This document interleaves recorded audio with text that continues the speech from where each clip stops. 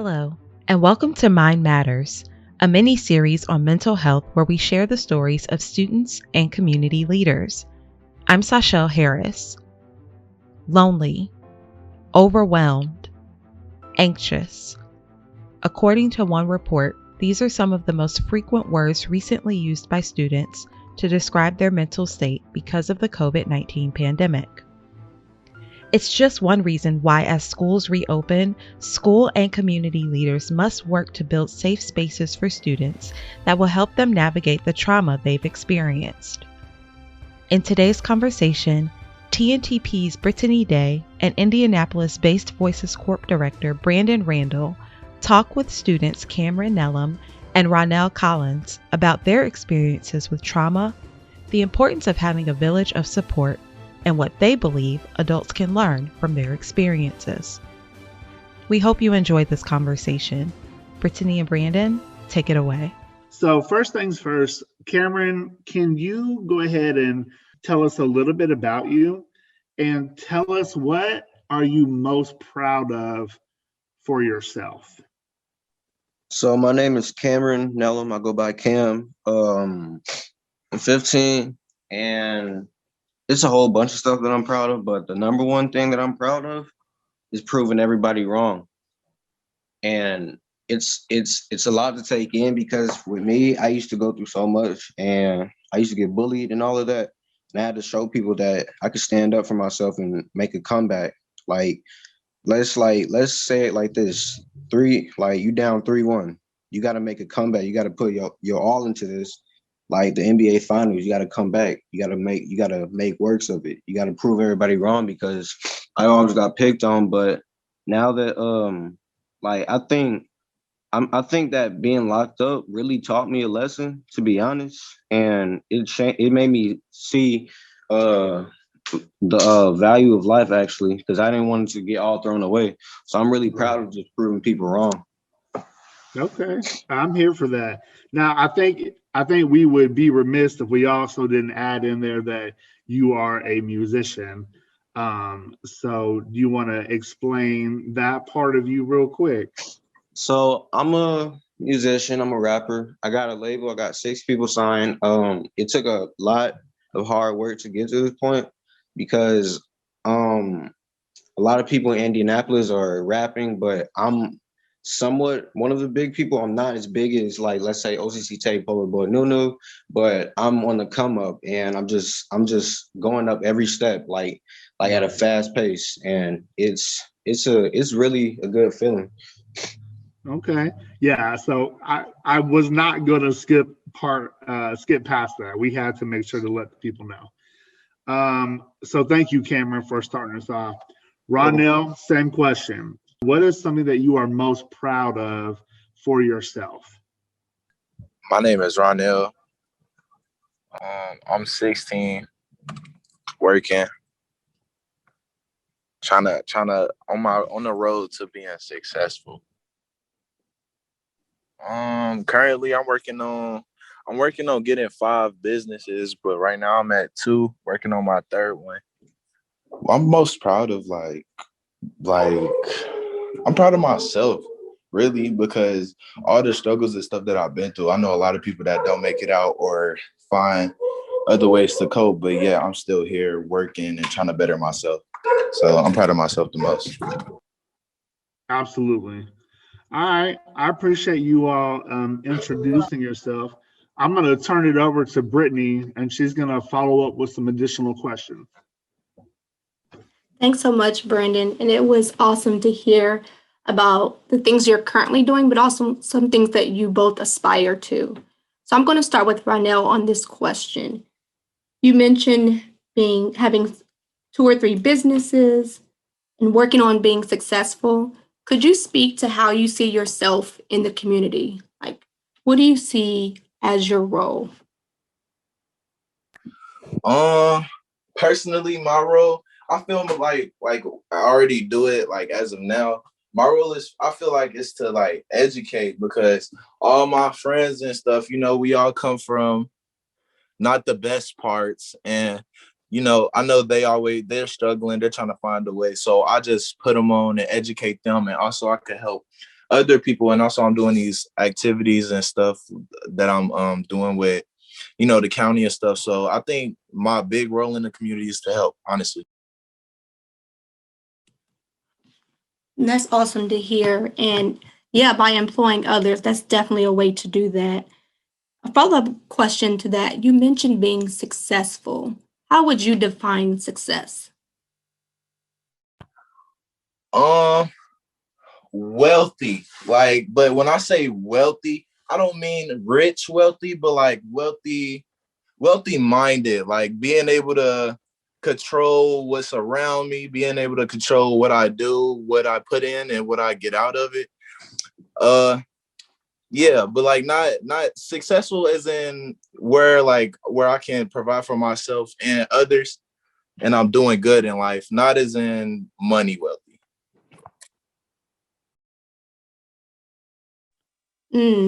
Thank you so much for elaborating on that definition of successful. You're welcome. Cam, coming to you. Earlier, you mentioned being a rapper and how important it is for you to prove others wrong. How do you see yourself and your role in the community? So, like I stated earlier, I'm a rapper. I feel like using my voice and having other people really listen to my music and the real stuff that I'm talking about, like me being lyrical, like saying I came from this and that, but you got to make a way and change this and that. Like, as in, I use my voice because I can't really process stuff that much. I use rapping as a way to process, but I love it. And I rap so my voice can be heard more and spread. So that's basically what really, that's my role basically in this community. Awesome. And when using your voice through rapping, what's the message that you want people to hear from you? Message that anything is possible, because if you come from a broken home or a struggling family, use that as a motivation to what's the word, to put that to an advantage, like, because like people will always doubt you, people will always make fun of you, may have opinions. Have them, like, just show them, like, instead of talking, just show them with your actions, like, yo, I can do this, you don't worry about it, I can do it, like, prove it. Definitely hear a message of motivation and positivity there. Yeah. So definitely want to dig just a little bit deeper with a follow-up question. What short and long-term goals do you aspire to? My long-term goals is to have my biological father see me blow up with his music career, because back then he used to be a musician in high school, he used to rap. And the short-term goal is to probably just, this may be selfish of me, but probably just to get $100,000 more dollars and just save up. Thank you. Definitely hear a personal goal and also a professional goal in that sharing. Yeah. Ronnelle, same question to you. What short and long-term goals do you aspire to? Currently, as being 16, my short goals right now is to, I want to keep working, keep bettering myself, get a car and stuff, as a teenager and young teen. So, but long term, I plan on, being wealthy, like I was saying earlier, and just overall getting better. Yep, that's what it's about. So next we're going to speak more so to relationship building. Ronnelle, who is a part of your support system or village helping you seek out resources as you reach these aspirations regarding wealth and work and with a car? People I reach out to, like my mentor, Brandon. He helps out a lot. I really appreciate him. Thank you, Brandon. I know he listening, but also like older people in my life, like my cousin, my auntie, try to ask my dad a lot for information and help, on that part.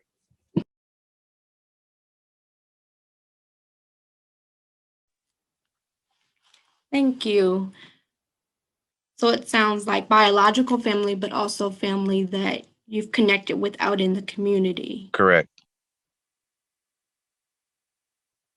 What does a healthy relationship look, sound, and feel like for you right now? What does a healthy relationship look, sound, and feel like? It looks like you could be comfortable around them and let them know all your ideas. Sound like y'all both can, brainstorm, put each other's input in on something, try to get both sides. I feel like it's along those lines. I can't get it exactly out. Oh, that's perfect. Definitely hear ideas of collaboration in there. Definitely. Thank you.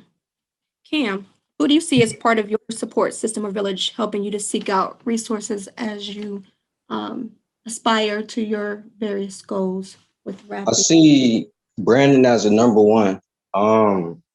People I not the people I used to hang around with, but the people that really care about me, and my mom. My mom has a big part to play. She just wants the best for me, and they really talk to me on the real notes and like this and that, like how this could benefit you and what the outcome could be. Makes me realize more stuff. Because I had a conversation with Brandon the other day because I did something. He talked to me. I was like, I gotta realize that this ain't right. So I took his advice into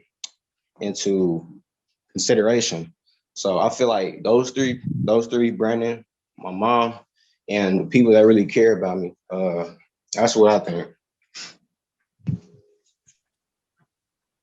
Thank you. And in your own words, what does a healthy relationship look, sound, and feel like? So a healthy relationship should feel like you don't have to be suspicious of telling someone this and that. Like they won't judge you at the end of the day. So let's say like it's a wounded limb, like a wounded leg. You got to cut that off. Like if it's damaging you, then you got to cut them off. It's not a healthy relationship with that person. So at the end of the day, it sounds like a healthy relationship sounds like, oh, like you always talk to that person. They always there for you. They give you feedback. And then at the end of the day, you can always talk to them. And that's basically it. Well said. Thank you. Well, Appreciate you both for leaning in to those questions. I'm going to pass the mic to Brandon to continue the conversation. Thank you, Brittany. Definitely want to say, Rondell and Cameron, I appreciate both of you, dropping my name in there. And I guess I want to explore that for a minute. So when we talk about, relationship building, we talk about both of you meeting your goals. My question for you, and Cameron, I'm going to start with you, is even though you have had a support system, how have you been your biggest fan and your biggest motivator? And why is that important? So imagine the young people who are going to be listening to this, the adults who are listening. Why has it been important that you found that internal motivation and that has been the drive for you to reach your goals?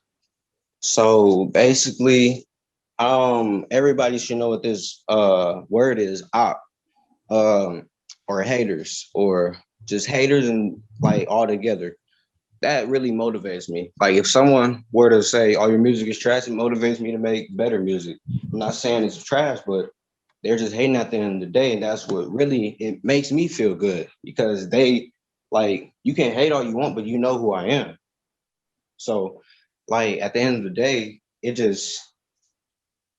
starts with feedback, and it gets to me, and it makes me start thinking like, oh, they know who I am. They just don't like it. Like I'm not saying I'm gonna do some petty stuff. I'm just saying I'm gonna keep dropping music. because they know who I am, so they can listen to it and they can feed in. I'm not feeding in off of the negative energy. I'm just coming to a realization that everybody has if you know somebody you don't like their music, you can still name off you could probably most likely name off one of their songs. That's basically it. Okay. I feel you on that. And I know how hard you work, on your music, on your marketing. And, I have always really appreciated, your level of initiative and drive. You're very consistent and you're young. And so the hard work that you put in, it's definitely coming to pass. And I'm definitely proud of you. Thank you. Ronnelle, same question. I've known you for about 2.5 years now. And I tell you all the time that I feel like you're one of the most driven, self-motivating young people that I've met. What has been the impact of you motivating yourself over the last few years? And where did you find that energy? Honestly, it's all through experiences. I feel like I've always been the type of person to just be like, before I like ask for help, I try to figure out something myself. And I feel like I always have my back before anybody else. So it's just with that kind of way, like how my mindset is and me thinking that it's just like, I don't know, I got to find a solution. It ain't like I'm going to cry about the problem. It's like, I'm going to need to see what needs to be fixed to get it done. Absolutely. So then I guess my next question is for, when we're talking to educators, we're out here having conversations with teachers, administrators, and just folks in the community in general. There's a lot of negativity out there about young people, your generation. What would you tell teachers or anybody really who works with young people as far as ways to continue to encourage your peers to reach the goals that you all have been able to achieve? So, Ronnelle, I'll start with you. What are some suggestions or advice that you would give adults, teachers, whoever works with young people on how to better support you and encourage you? Just a simple letting somebody know, like that'll go a far way. And then when they actually need you and you end up being there, that's the answer right there. That's it. All right. So it sounds like, being accessible and consistent. Cam, what about you? What advice would you give to teachers or people who work with young people on how to best support and encourage you? Me being honest, I would just say have a deep conversation with that individual. Just see where they're coming from and see like what they need. And like if you benefit them, then it should all work out. But I understand that if you meet someone new, you're not going to really want to open up. You got to get to know that person, all of that. But just try to have a deep conversation with that individual. And if they open up, then that's a W. Yeah, absolutely. And that goes back to what Brittany was talking about with the relationship building. And Cam, that kind of makes me think of, I know I've had this conversation with you and Ronnelle about when we look at relationship building and the trauma that young people have experienced, how important relationships are. Cameron, can you kind of talk about like what are you seeing as far as challenges or trauma or like barriers that young people are going through? Like what are you seeing from yourself or your peers that you all are experiencing right now? Two things: trauma and depression. A little bit of anxiety in the middle in the middle, because I know people that had depression. I know people that have trauma. I got trauma myself, overcame it, and I'm moving forward with it. It's just like when someone hits me up and it's like 12 a.m. in the morning, I'm trying to sleep and stuff, or I'm usually just working on music. They always tell me like, yo, I'm having flashbacks and stuff. I'm like, yo, I'm here for you, bro. Cause like nobody's perfect. nobody is perfect at the end of the day. We all got our problems, but it's just having that helping hand for someone, because it kind of bums me out knowing that my peoples and my friends have gone through stuff, and I wasn't there for them at the time, because back then I was doing all of this stuff. They had my back, but they gave me a second chance, and I'm glad that they did it, because like they can always come to me, and I give good advice to people. So it's depression, trauma, and anxiety. Those are the three big things. Okay. And I'm gonna come back to something you said in a minute. Ronnelle, what about you? What are you seeing your peers or yourself?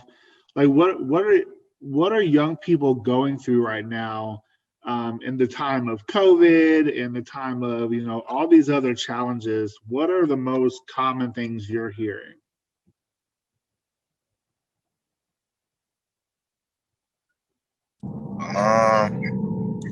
Hey, depression and anxiety. That was some two good points right there. But I was gonna say that, but trauma. Um, I don't really know how to say. I don't really know how to say it. What kind of trauma? So you mentioned that, but like, what, like, are you talking about like gun violence, domestic Yeah, violence, like gun violence. and how has that had an impact on you or your peers? It had a bad impact. Like I know, I know a bunch of people that died, and that gives people. I know personally friends like that they don't even step out the house because they friends been dying, stuff like that been happening. So it gives them. I mean, like he said, anxiety, depression, like that. There was the 2 points I was gonna cover. Do you think that adults really understand what you all are going through as young people, who are dealing with that type of trauma? No, but I feel like they could understand if they sat down and just talked, because it ain't hard to understand a friend dying, if that makes sense. Yeah, absolutely. And Cameron, that leads me back to you. You said that one of the ways that you, lend yourself is by being accessible.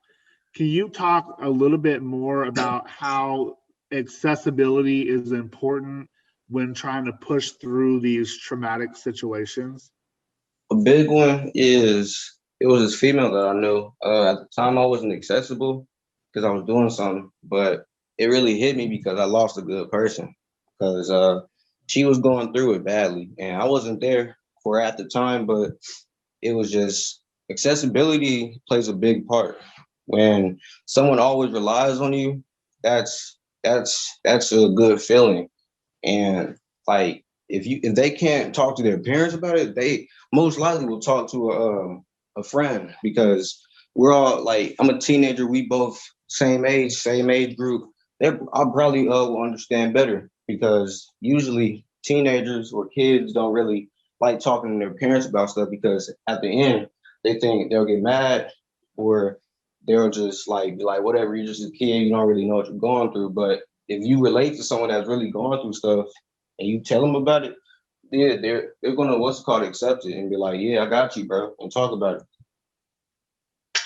So, and yeah, and I appreciate, you, both you and Ronnelle, your responses. So I guess one of my last questions before I turn it back over to Brittany is, at some point during the time that I have known both you and Ronnelle, there has been a moment where I have been able to be that person for you.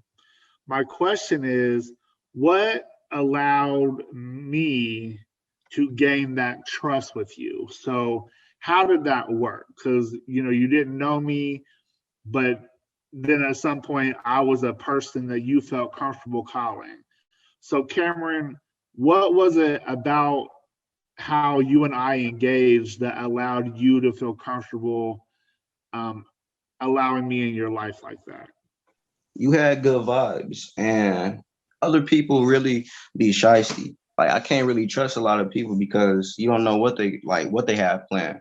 but I sense like good vibes coming like straight from you, and like it was not humble, but like it was an amazing feeling. It was because to this day I still talk to you, even when I'm not in voices, I still talk to you. I'm gonna keep doing it because like you're a person that I trust and respect. You just had good vibes. I appreciate that. Ronnelle, same question. What was it about how you and I engaged with each other that allowed me to be a person that you felt safe with? You had a good personality. You was very open, and you wasn't like you ain't seem like you was hot and stuff. You seem like you was, very broad with your approach. But yeah, and yeah, like you was saying. Okay.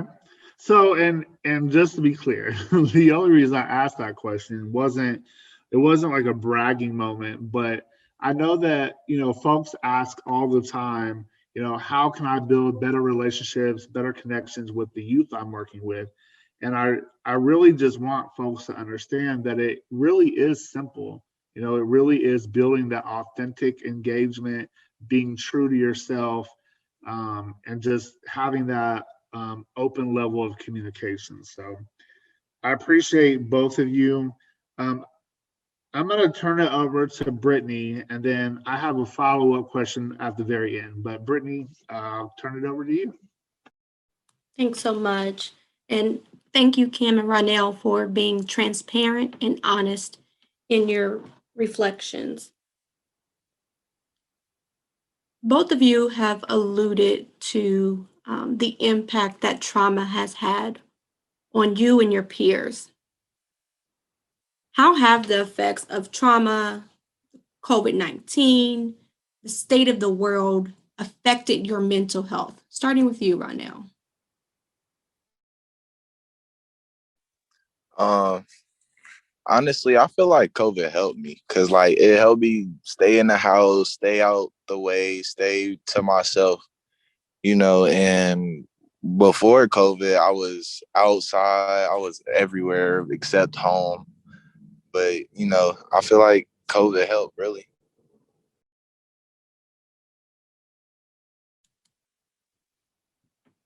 Thank you. Cam, same question. I feel like it it was a good and negative because mentally it was draining, but um it made me realize that like, yo, everybody else got problems. You can't just be the only one and just be heartless, like, oh, nobody knows what I'm going. Like, everybody got problems. Like, COVID really affected me because I couldn't really go outside, hang out with people, but like what Ronnelle said, like it made me stay inside as much.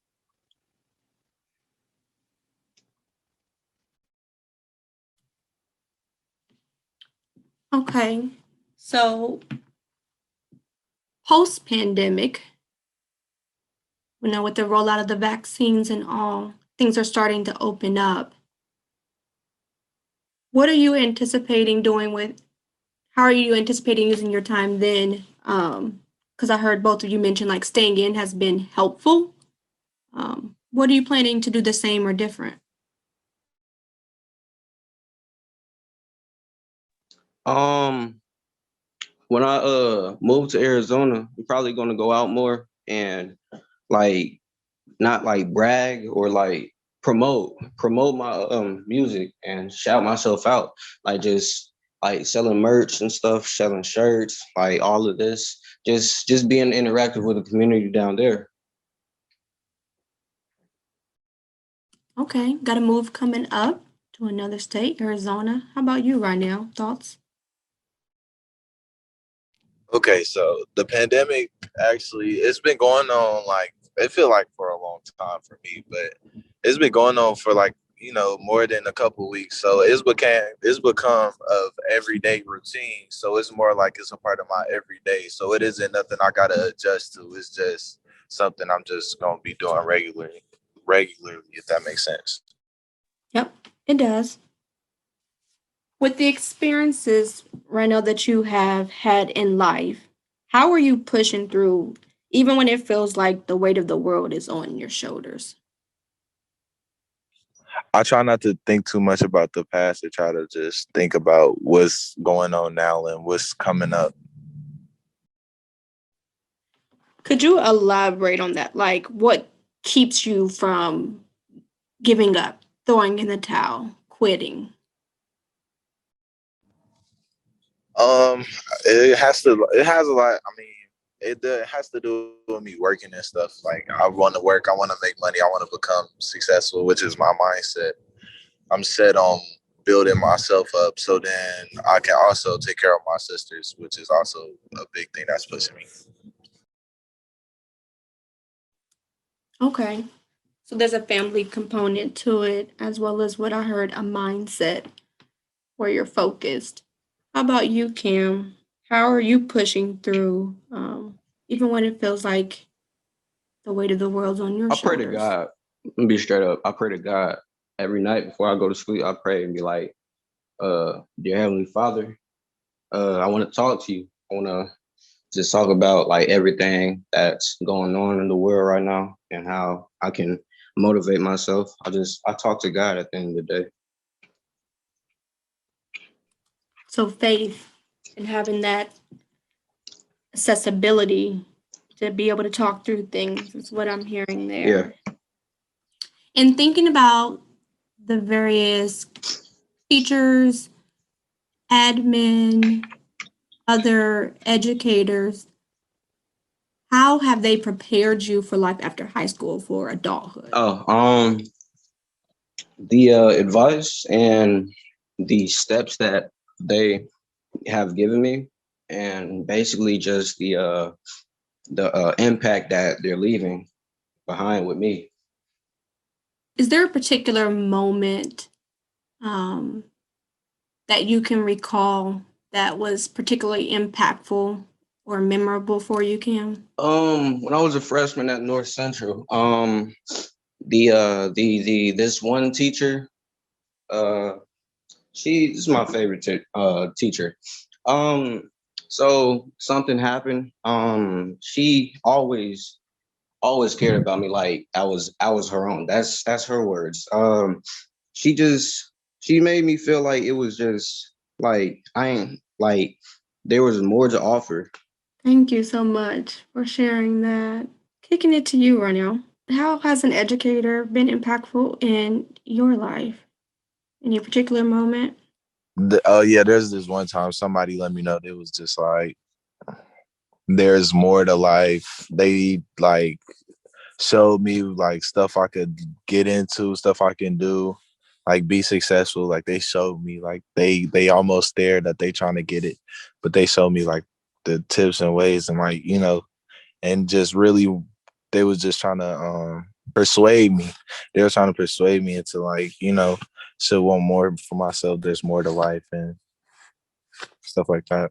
Thank you both for leaning into those questions and sharing a bit about the impact that those in your educational endeavors have had on you.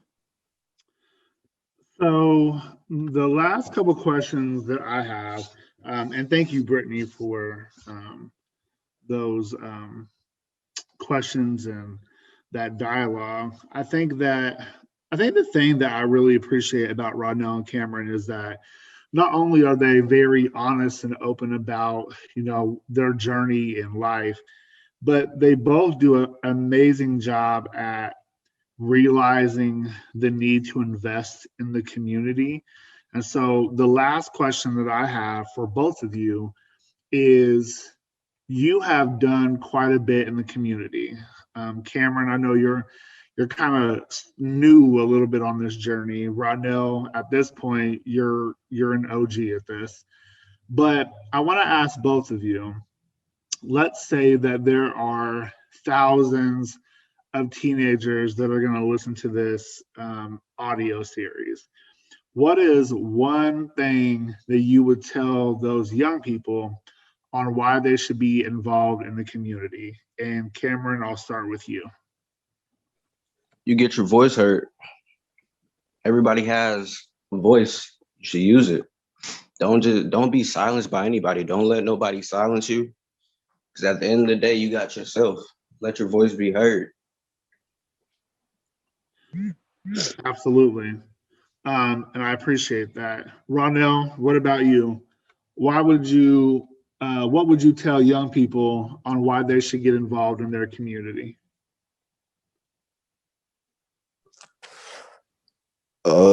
Yeah, so their voices could be heard, but not only that, but so they could get their self out there. Personally, I've met a bunch of people that I probably thought I would have never met, and I think it really helped me, and it'll get them somewhere. They'll have something to say for their future. They could be like, oh, well, I've did this for my community. I've ran this protest. I've been to this event, but yeah, it can definitely help you out in the long term. Absolutely. And Ronnelle, do you want to share a little bit about what you've been able to accomplish over the last 2 years? I've been on the radio. Pretty sure it was 107.9. I've been able to be on the news, I believe, 2 different times, maybe 3. I've been to multiple public events. I've been to Dre John's Reed protest at the police station. And that's probably the little bit I remember, but I'm pretty sure it's way more than that. But yeah, y'all get it. There is definitely a lot more. Just to drop some shout outs. So Ronnelle has co-facilitated presentations on socioeconomic trauma, on peer leadership, on youth advocacy. Ronnelle was also a fellow with the Marion County Prosecutor's Office for Violence Prevention.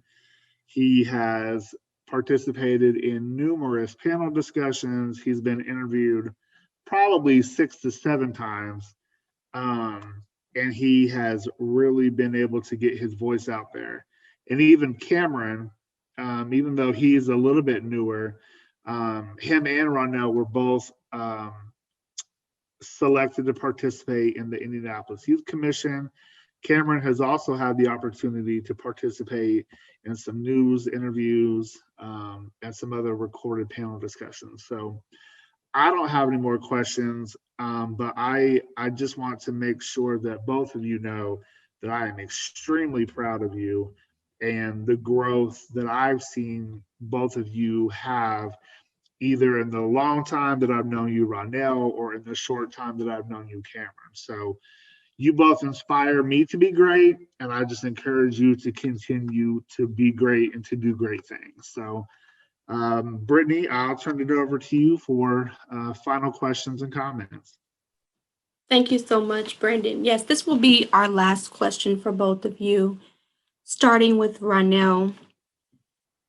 As our listeners tune in, which may include but is not limited to community members, educators, parents, peers, what is one final thought that you have for listeners about what you hope they hear from you and your experiences on today? I hope they're able to get into the community and really get to speak their voice and do stuff that I've done. I believe it's fun and it's very useful. You find yourself, you learn like what you like to do and stuff, So yeah, get personal experience. Yeah, sure thing. Thank you. Cam, you? I hope that they can take advantage of what I'm saying in a good way and take it into consideration about the truth that we're speaking. Much appreciated to both you, Cam and Ronnelle. Thank you, Brandon, for this partnership. Do please tune in, as this will be a mini-series podcast. So we definitely want you to hear what comes of this for sure. So thank you so much. Thank you. Thank you for joining us for this episode of Mind Matters. We encourage you to keep the conversation going and share your thoughts with us on social media using the hashtag MindMattersTNTP. We look forward to connecting with you during our next conversation. Until then, stay safe, take care of yourself, and remember, your mind matters.